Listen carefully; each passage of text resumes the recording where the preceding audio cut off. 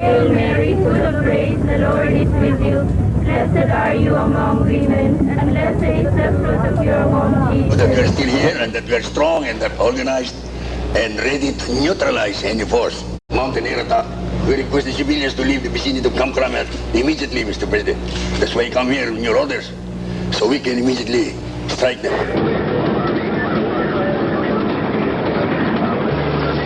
Nandito tayo nagtitipon upang gunitain ang EDSA.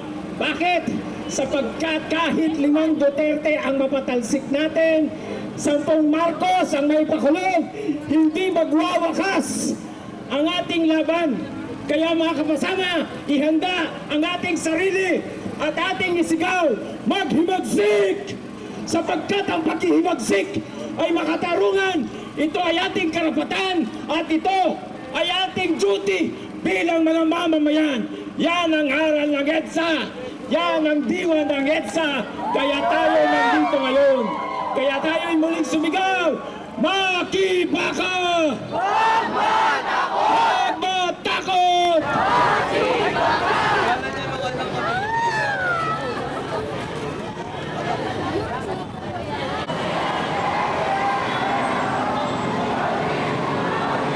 Bahagi ako ng first quarter storm na nagsimula ng pagpapabagsak kay Marcos. Mula pa nung estudyante ako sa Piatti.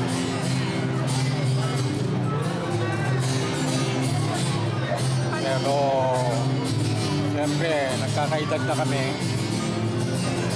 Masaya kami makita na marami na magpapatuloy na sinimulan namin mula sa hanay ng mga kapatid.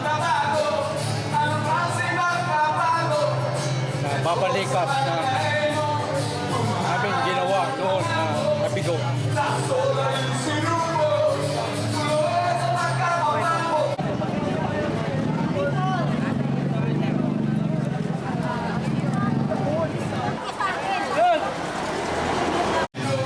Kami mga manggagawa ay pagpapatuloy namin ang aming mitin.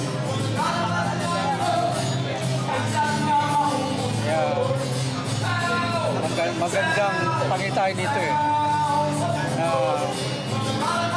pinakamaraming nandito ngayon ay kabataan. Kukunti na lang yung mga elderlies.